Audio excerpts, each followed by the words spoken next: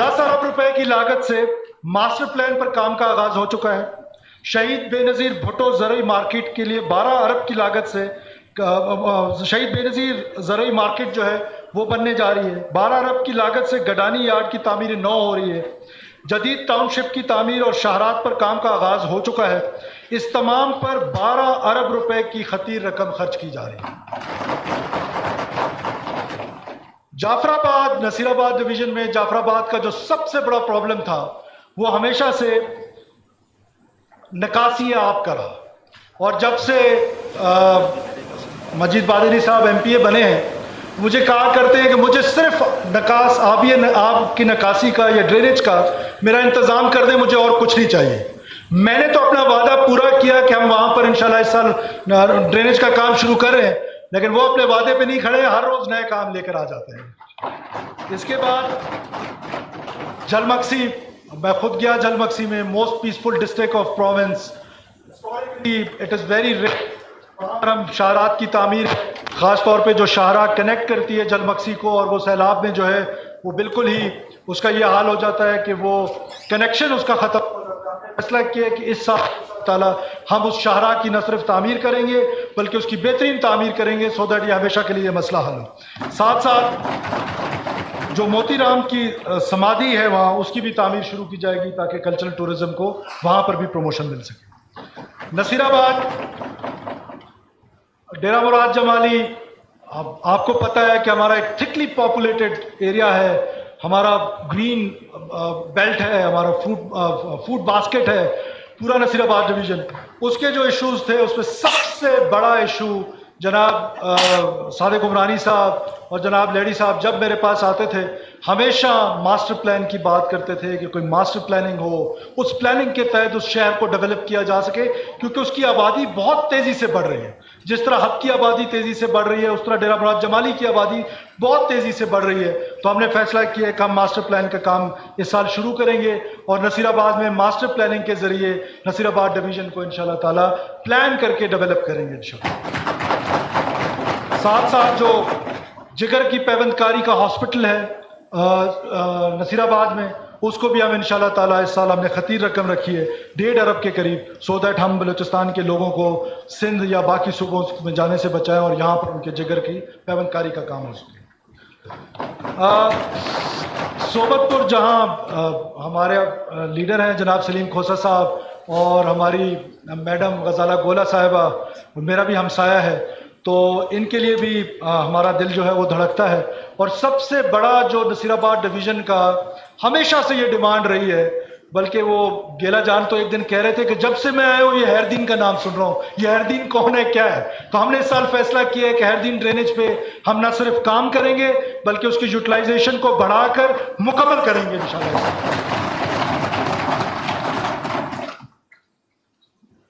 मकरान में गवादर मौलाना साहब तशरीफ़ नहीं रखते हैं, इस साल भी हमारी तरजीहात में शामिल है।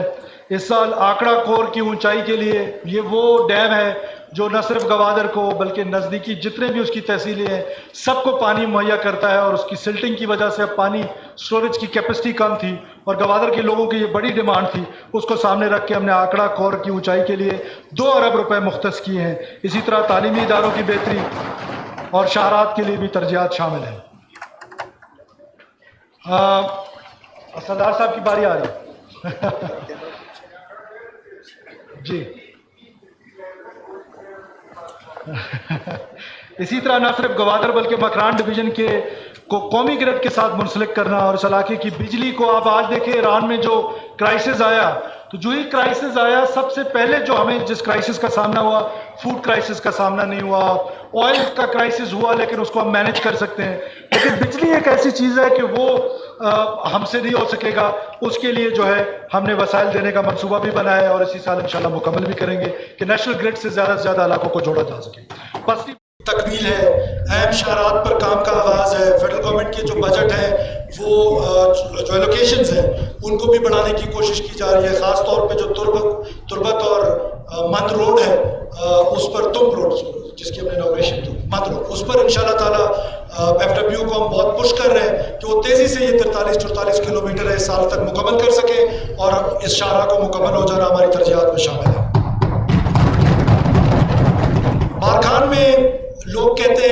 ایجوکیشن سٹی کی لوگوں نے بات کی، میں کرٹیسزم بھی سن رہا تھا، خاص طور پہ سوشل میڈیا میں کچھ لوگ کرٹیسائز کر رہے تھے. جب آپ اپنے گول سیٹ کر لیتے ہیں، جب آپ بڑے گول سیٹ کرتے ہیں تو ان گولز کو اچیو کرنے کے لیے کام کرتے ہیں. تو میں سمجھتا ہوں کہ اگر رکنی کو ایجوکیشن سٹی کے لیے ایک گول سیٹ کر لیا گیا ہے، اس کو ڈکلیئر کر لیا گیا ہے، میں یہ وعدہ کرتا ہوں کہ ہم انشاءاللہ اس ایجوکیشن سٹی کی جو فیسلٹیز ہوں گی اس کو پورا کرنے کی بھرپور کوشش کریں گے. موسیٰ خیل کا میں نے آپ کو بتایا کہ موسیٰ خیل پیچھے رہ گیا تھا، اور اس کو انشاءاللہ تعالیٰ اس سال میں جاؤں گا، موسیٰ خیل وزٹ بھی کروں گا سردار صاحب کے ساتھ، اور اس کو ہم اسی طرح ڈیولپمنٹ پیکیجز دیں گے جس طرح ہم نے واشو کو دیا. جناب اسپیکر، میں اینڈ میں کچھ اور بات کرنا چاہ رہا تھا، اس سے پہلے کچھ اناؤنسمنٹس کرنا چاہتا ہوں.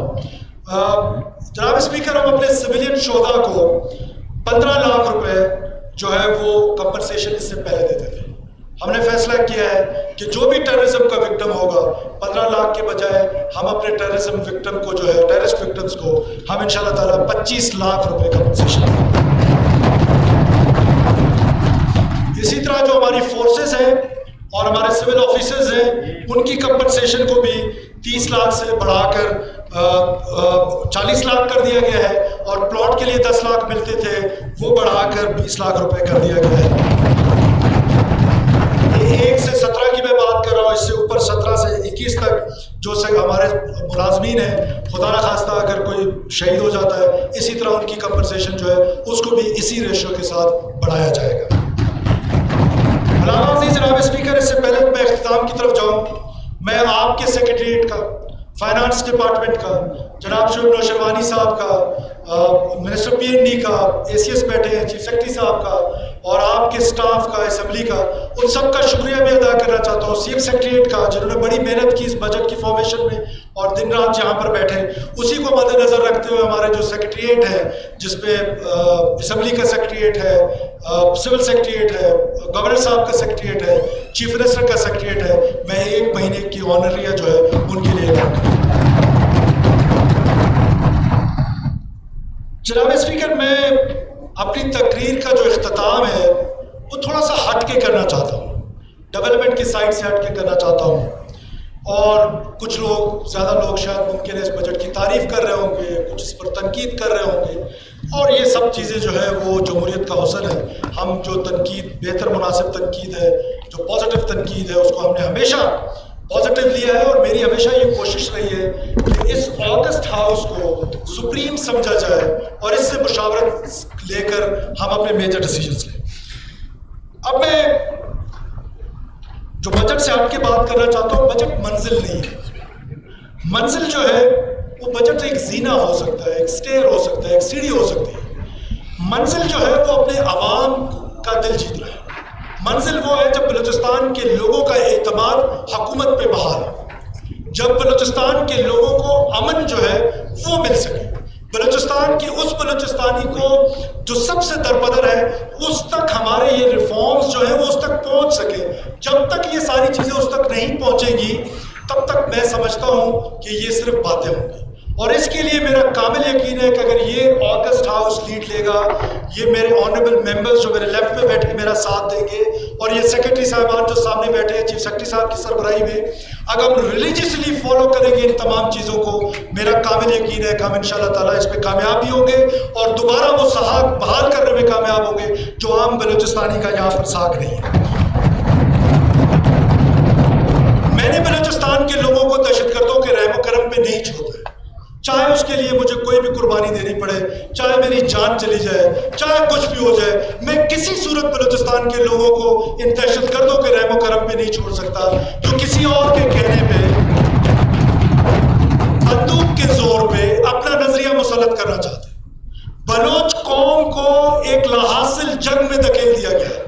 آج بلوچ قوم اس پہ ڈبیٹ کر لے، اگر آج نہیں کرے گی تو 10 سال بعد، 10 سال بعد نہیں تو 20 سال بعد، 20 سال بعد نہیں تو 50 سال بعد، کہ یہ لاحاصل جنگ ہے. اور اس لاحاصل جنگ میں سوائے خون ریزی کے، سوائے دہشت کے، سوائے کشت و خون کے اور کسی کو کچھ حاصل نہیں ہونا ہے. لہٰذا میں نے تو یہ فیصلہ کیا کہ میں کبھی ان کے آگے سرنڈر نہیں کروں گا اور انشاءاللہ کھڑا رہوں گا.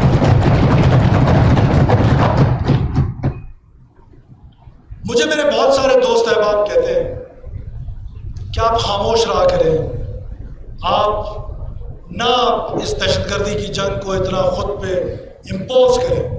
تو میں ان کو اکثر کہتا ہوں کہ میرے اندر بھی ایک انا ہے, میرے اندر بھی اللہ نے مجھے ایک ذمہ داری دی ہے اور کانسٹیٹیوشن نے مجھے ذمہ داری دی. کانسٹیٹیوشن مجھے ذمہ داری دیتا ہے کہ اس خاتون کے ننگ و ناموس کے ساتھ کھڑا ہوں جس کو موسیٰ خیل کے اندر بس سے اتار کے اس کے شوہر کو اور اس کے بیٹے کو گولیوں سے اس کے سامنے چھلنی کر دیا گیا اور اس کے سر پہ جو چادر تھی وہ ایک چادر تھی. وہ حیران تھی کہ وہ چادر اپنے شوہر کے اوپر ڈالوں یا اپنے بیٹے کے اوپر ڈالوں. تو کانسٹیٹیوشن مجھے خاموش رہنے سے منع کرتا ہے, میری ذمہ داری مجھے خاموش رہنے سے منع کرتی ہے, اور میں نے فیصلہ کیا ہے کہ میں کسی صورت خاموش نہیں رہوں گا.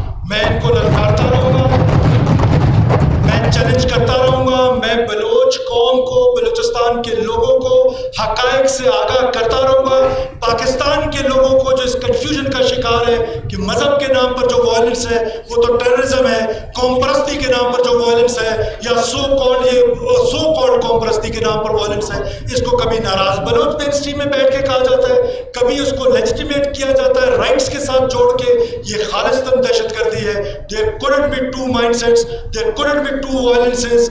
وائلنس جو بھی کرے گا وہ دہشت گرد ہوگا, اور وائلنس کی جو مونوپلی ہے وہ صرف اسٹیٹ کے پاس ہے.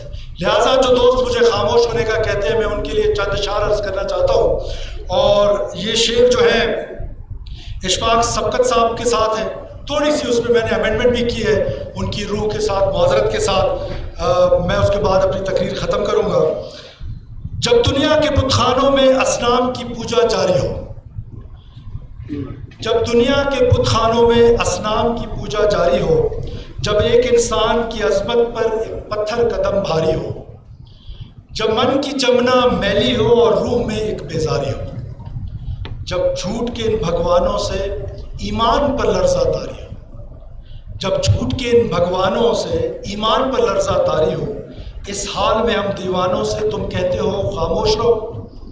ہم اہل حرم ہیں, اب ہم سے یہ کفر گوارا کیسے, ہم اہل حرم ہیں, اب ہم سے یہ کفر گوارا کیسے. ہم لوگ اناء الحق بولیں گے, ہم لوگ اناء الحق بولیں گے. یہ میں نے تھوڑی سی اس پہ جب رو کے اشارے پر میرے دیس پہ حملہ ہوتا ہے, جب رو کے اشارے پہ میرے دیس پہ حملہ ہوتا ہے, جب غیروں کے ہتھیاروں تلے میرے پیارے جان سے جاتے ہوں, جب اپنے ظالم جابر کی عظمت کا قصیدہ لکھتے ہو. یہ میں سوشل میڈیا کے حوالے سے بات کر رہا ہوں. جب رو کے اشارے پر میرے دیس پہ حملہ ہوتا ہو, جب غیروں کے ہتھیاروں تلے میرے پیارے جان سے جاتے ہوں, جب اپنے ظالم جابر کی عظمت کا قصیدہ لکھتے ہوں, جب حق کی باتیں کہنے پر انسان کی زبانیں کٹتی ہوں, اس حال میں ہم دیوانوں سے تم کہتے ہو خاموش رہو. جس دور میں کعبے والوں کو گرجے کے نظارے بھاتے ہوں, جس دور میں کعبے والوں کو گرجے کے نظارے بھاتے ہوں, جس دور میں مشرق والے بھی مغرب کے ترانے گاتے ہوں, جس دور میں مسلم لیڈر بھی کچھ کہنے سے گھبراتے ہوں, جس دور میں ہمدم غیرت کے اسباب عدم ہو جاتے ہیں, جس دور میں ہمدم غیرت کے اسباب عدم ہو جاتے ہوں, اس دور میں ہم دیوانوں کو تم کہتے ہو خاموش رہو. پاکستان ہمیشہ زندہ باد.